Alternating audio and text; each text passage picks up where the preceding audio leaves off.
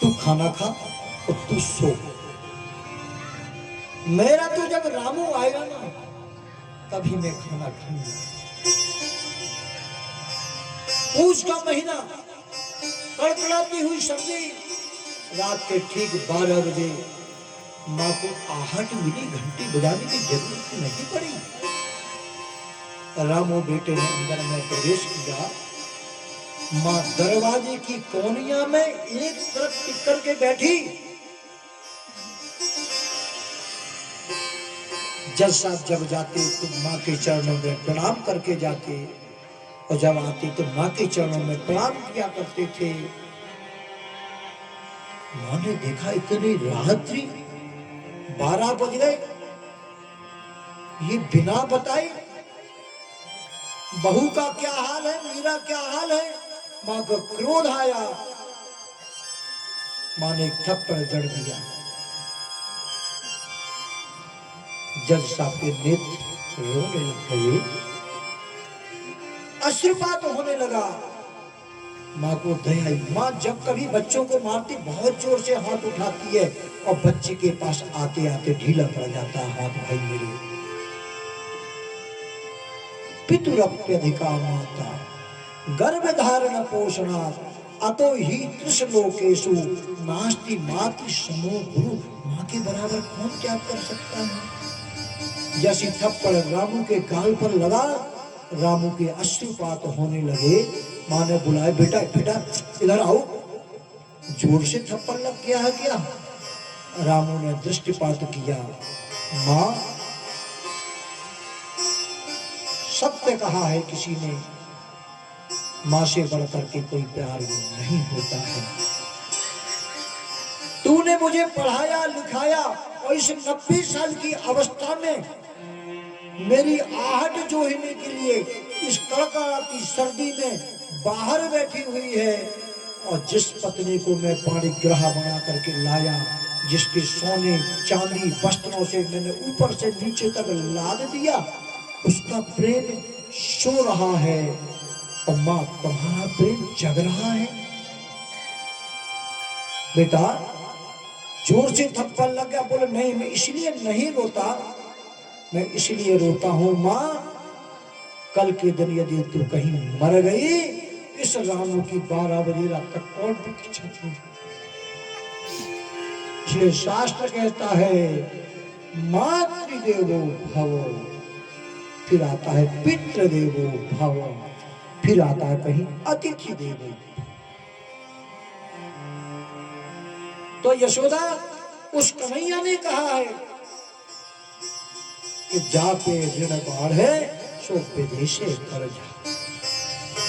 इस पे ऋण बढ़ जाता है। हम तो ऋणी हैं यशोदा मैया के। क्यों कि एक बार यशोदा मैया पान खा रही थी और पान लगभग पूरा मुंह में चला गया और भगवान कृष्ण मचल कर रह गए कि मैया मैं तो पान खाऊंगा, दूसरा पान खा ही नहीं। फिर यशोदा मैया ने अपनी सखियों से दूसरा पान लगवा के मंगाया और कृष्ण भगवान बोले मैं तो वही खाऊंगा।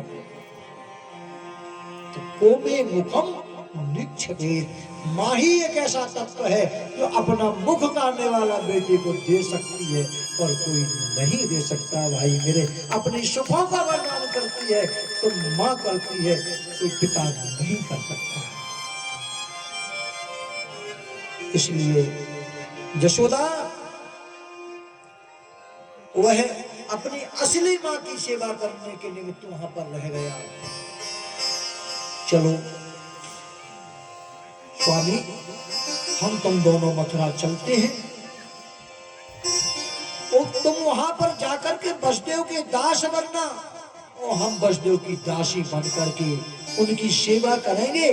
क्यों सेवा करेंगे, कम से कम हमको कृष्ण बलराम का मुख तो दिखते नहीं। धैर्य रखो। संदेशा दिया। भगवान कृष्ण यहाँ पर मथुरा में रहते थे, नाना प्रकार से सबको आह्लादित करते थे और पाठशाला में गए, गुरु से विद्या ग्रहण की और विद्या ग्रहण के पश्चात में भगवान कृष्ण जब मथुरा में रहा करते थे ना, तो एक दिन उनको अपने ब्रजवासियों की याद आ गई। अक्रूर ब्रज गमन,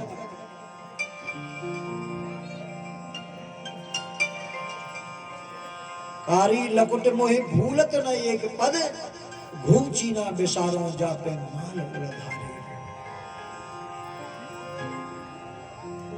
अपनी राधा रानी की याद आ गई, भगवान कृष्ण को, यशोदा मैया की याद आ गई, नंद बाबा की याद आ गई। अक्रूर जी को बुलाया, अक्रूर जी,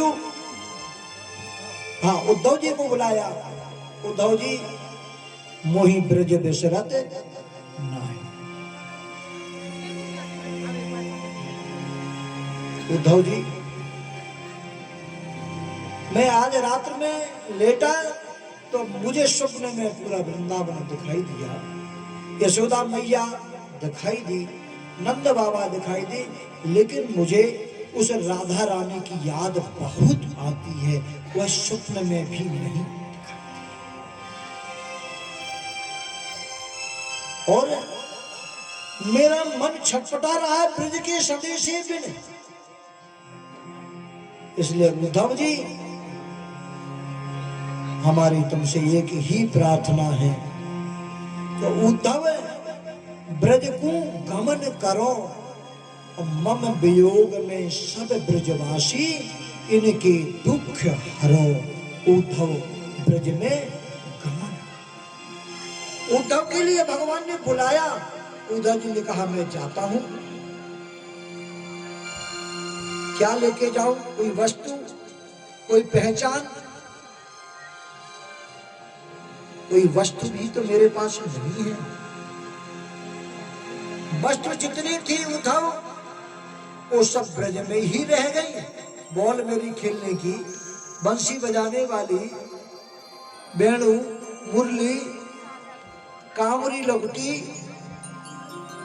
अब मैं तुझे क्या दूं? वस्त्र, सिर्फ वस्त्र हैं जो मेरे पास। उद्धव ने यही तो कहा, कुछ लेटर हो, पत्र हो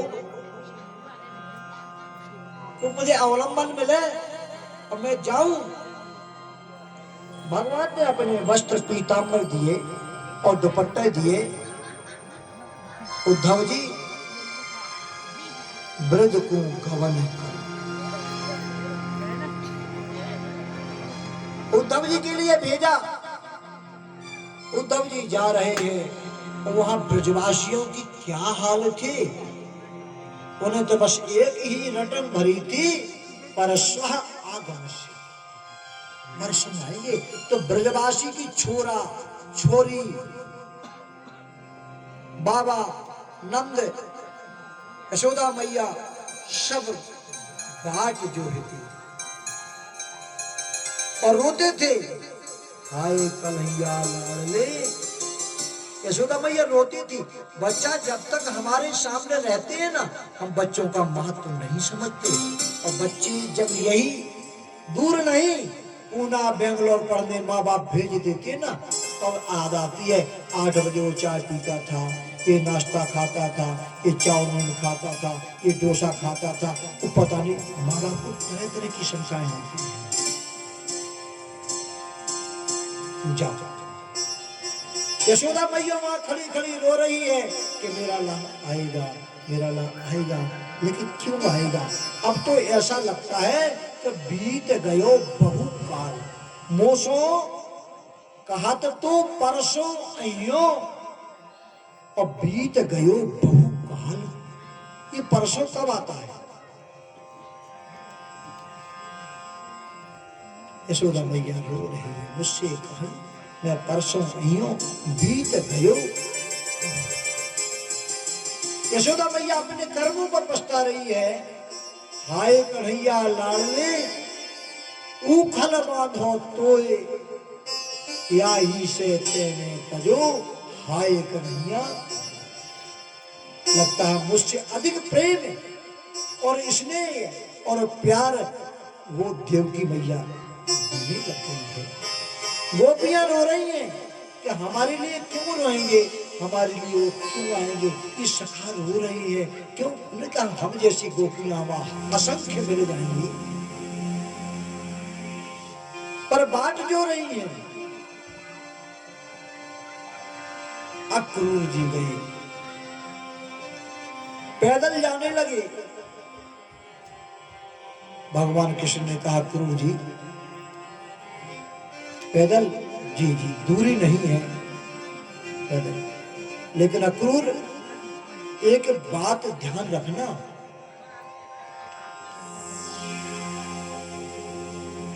नीकी सीख दइयो और ज्ञान हूँ सिखाइयो, और उनको रमइयो कहीं उल्टो रम जइयो। हमारे ब्रजवासियों को अच्छा ज्ञान का बोध दे करके आना और उनको सिखा के आना कि कृष्ण बलराम लौट करके जरूर आएंगे, पर ये नहीं कि तुम वहीं जाकर रह जाओ, वहीं की वासी बन जाओ। एक पत्र लिखा, एक कृष्णा ने लिखा, एक नंदाय बई दियतान, द्वितीयम यशोदा करे चाहिए वो, दूसरा मैया, और तीसरा पत्र लिखा राधा रानी के लिए, और राधा रानी के लिए लिखे और कागज उठाए और शब्द ही न लिखने को मिले। क्या लिखूं राधा को, क्या ना लिखूं? राधा कैसा त्याग, एक ज्योति दुधा भिन्ना राधा माधव रूप, राधा कृष्ण पने स्नेही और एक प्राण दो थे। लिख नहीं पाई उस पत्र को, और उद्धव जी को यूं पत्र लिया और यूं ही लपेट कर मोड़ करके दे दिया और कहा ये राधा के हाथ में दे दिया। उन्होंने कहा बहुत कुछ लिख दिया होगा। उद्धव जी ने पत्र को दबाया और चलते गए, लेकिन उद्धव के मन में ज्ञान का अहंकार था। कैसी बात करते हो लाला तुम कृष्ण, मेरा जब वो ज्ञान सुनेंगे ना, उनकी सारी भक्ति, उनका सारा प्रेम और बह जाएगा।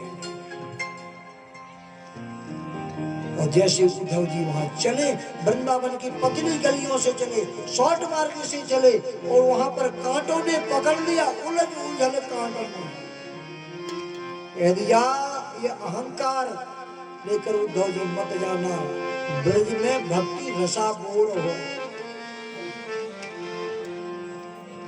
कूप में भांग परी शिगरी, पाके होवत मत पारा।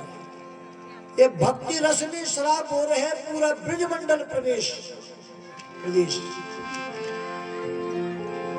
अगर कुआ की भांग पीना हो तो ब्रज में प्रवेश करो, नहीं तो रहने देना, रहने देना। वो कांटे उपदेश कर रही है उद्धव के लिए, और उद्धव ने अपनी पीतांबरी किसकी पहन के गए, और जैसे ही गए किसी ने कहा भैया वो कृष्ण आ रहा है, वो कृष्ण आ रहा है। अरे मेरा कृष्ण हो ही नहीं सकता। अरे देख भैया वैसे ही पीतांबरी है, वैसे ही दुपट्टा है, और छत से देखा हाँ हाँ कृष्ण आ रहे हैं, कृष्ण आ रहे हैं। और जैसे नीचे उतर के आए, जब तक दरवाजे में अक्रूर जी उपस्थित हो गए, उपस्थित हो गए दरवाजे में अक्रूर जी उपस्थित होने के बाद भैया ने देखा कि तो मेरा लाला, अरे मेरे लाला में जितनी चंचलता थी वो तो जामे है ही। इतनी देर में मेरा छोरा छलांग मारता और मेरी गोदी से आके लिपट जाता, ये कृष्ण नहीं है।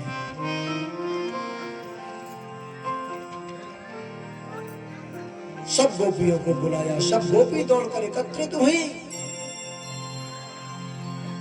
उद्धव जी ने प्रणाम किया, एक पत्र नंद बाबा को दिया, एक राधा रानी को दिया, और कह दिया भगवान ने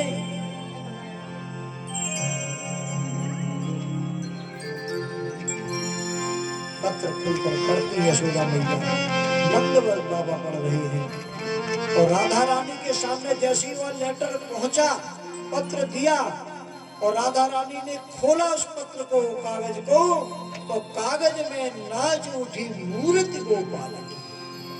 जय कन्हैया लाल की जय कन्हैया। उस पूरे पन्ने में भगवान कृष्ण नृत्य करने लगे। आधा कहानी को दिखाना क्या बात है। भीड़ देख करके उद्धव ने कहा, ये थी ब्रजबाला, ये कहां से आई है? बोले हम सब कृष्ण वियोग में रहते हैं। अरे न माता न पिता तस्य न बैरी न पिबांधव, तुम व्यर्थ रो रही हो। वो परब्रह्म परमात्मा है, उसका ना कोई माता है, ना पिता है, ना बंधु है और ना बैरी है, ना कोई शत्रु है और ना मित्र है।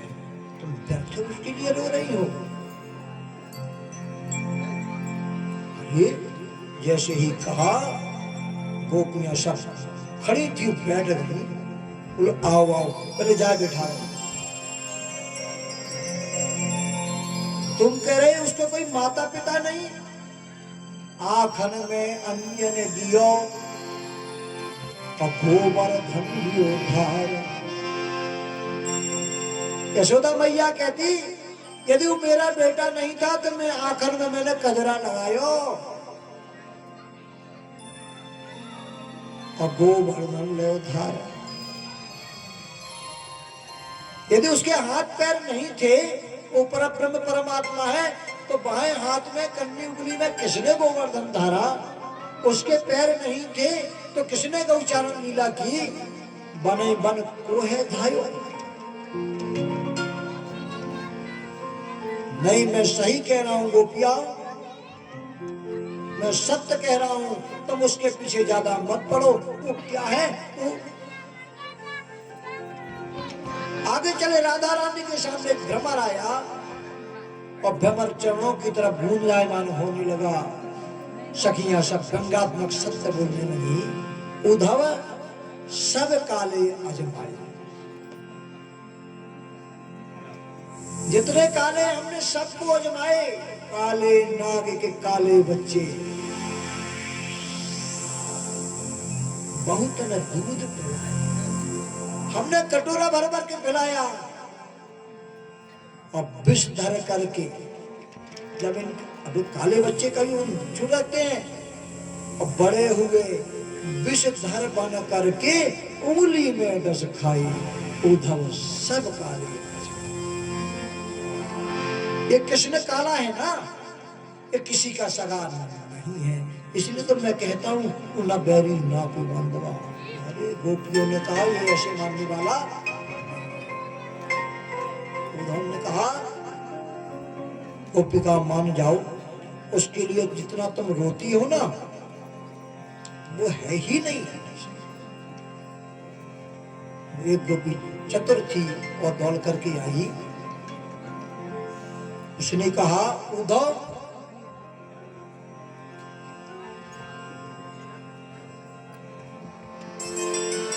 तू कहता है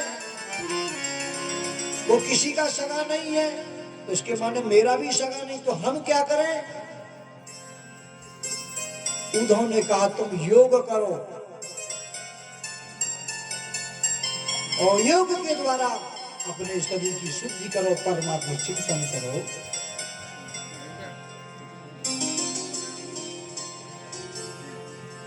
गोपी खड़ी हो गई। उद्धव खड़ा हो जा और देख, मेरी दृष्टिपात करके मेरे शरीर पर देख। उद्धव उद्धव तुम आए बोरे और पाती ले आए दौरे, और योग कहाँ राखें, यहाँ रोम रोम श्याम है। उद्धव तुम आए बोरे पाती ले आई दौरी, और योग कहाँ राखें, यहाँ रोम रोम श्याम है। तुम कहते उसको भुला दो। जो जो हम इसको कृष्ण को भुलाने की कोशिश करते हैं, त्यों तो वो धसत मन मुकुर हमारे। हम इसको जितना भुलाने की कोशिश करते हैं कि काला है, निष्ठुर है, ये निर्दयी है, उतना ही मेरे मन हृदय को ये व्यथित करता है। इसलिए उद्धव तो मेरे शरीर को देख। उद्धव ने दृष्टिपात किया तो बाकी में उसके रोम रोम से कृष्ण की छटा दिखाई देने लग गई। उद्धव जी लज्जित हुए उद्धव जाओ, बस अब ज्यादा देर तुमको यहाँ नहीं ठहरना है, गच्छ शीघ्रम, जल्दी चली जाइए। उद्धव जी लौट करके भगवान कृष्ण के पास मथुरा में आए, पूछा मेरे बाबा कैसे हैं, मैया कैसी है। अंत में पूछ लिया सह किम जीवती, जो मेरी आरण्यस याद करती है और मैं उसका आरण्यस याद करता हूं, सह किम जीवती, वह राधा वो जिंदा है कि मर गई है। उद्धव ने वहां बिठा देखी थी, वो कह दिया कृष्ण ना तो मैं ये कह सकता हूं कि वह जिंदा है और ना मैं यह कह सकता हूं कि वो मृत है। क्यों? मैंने जो उसकी दशा देखी है ब्रज क्षेत्र में, वो अहरनिश पानी कभी पीती नहीं, सोती हूं नहीं जानती, ना खा रही है राधा रानी, ना पी रही है, ना सो रही है। क्यों? पूरे दिन में गोप ग्वालों को, मैया बाबा को समझाती है और सांत्वना देती है, और जब रात्रि हो जाती है सब लोग सो जाते हैं तो प्रभु आपका चिंतन करती है। वो कभी सोती नहीं, वो कभी खाती नहीं। बस बस बस बस उद्धव मुझे यही सूचना चाहिए था, उद्धव मुझे यही सूचना चाहिए थी। आगे चल करके भगवान ने नाना प्रकार की लीला की। यहाँ